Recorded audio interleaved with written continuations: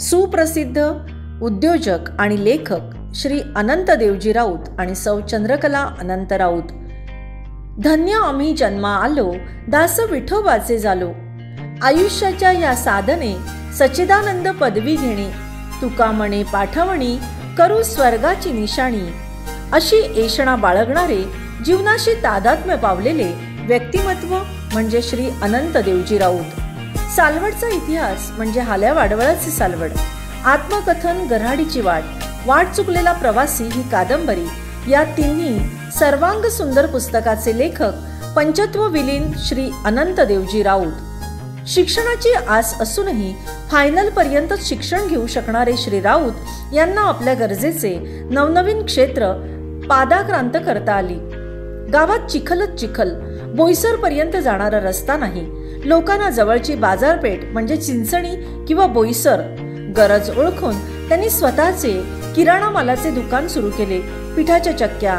पुढील काळात land developer म्हणून त्यांनी नावलौकिक मिळवला. सचोटी आणि प्रामाणिकपणा ही बीजे नसानसात रुजलेली.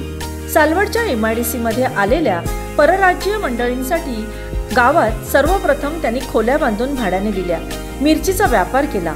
सोबतच त्यांनी सांस्कृतिक मूल्येही जपली. आपल्या कार्यबाहुल्यातून त्यांनी वाचन आणि लेखन हे छंद जपले. गावातील वाचनालयातील एकूण एक पुस्तक त्यांनी वाचले. त्यांच्या संघर्षमय आणि खडतर जीवनाचे उतारवयात आनंदात आणि सुखात रूपांतर झाले.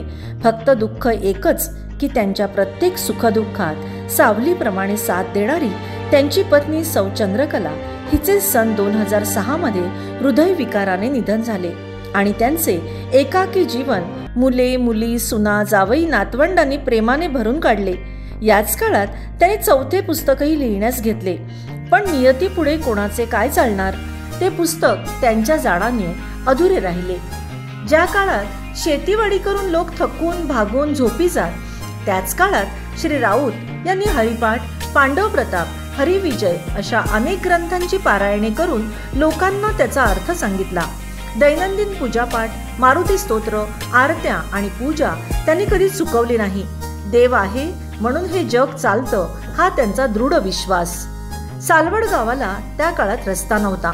तो मिळवण्यासाठी त्यांनी आंदोलन उभारले.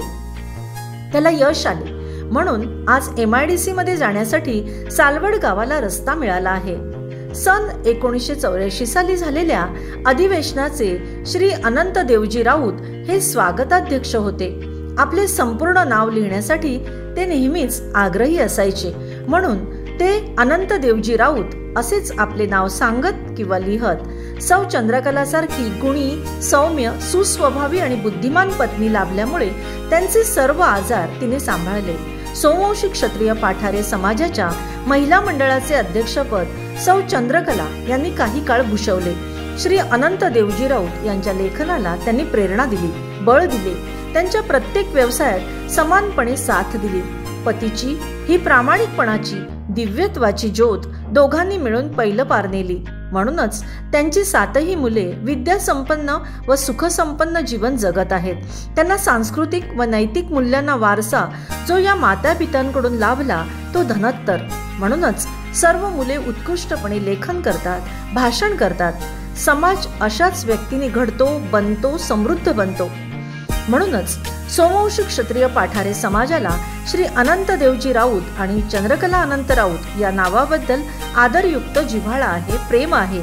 आज त्यांच्या नावाने त्यांचे सुपुत्र श्री संदीप अनंत राऊत यांनी निधी देऊन पुरस्कार सुरू केला आहे.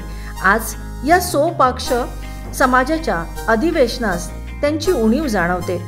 उभय त्यांच्या स्मृतीस भावपूर्ण अभिवादन.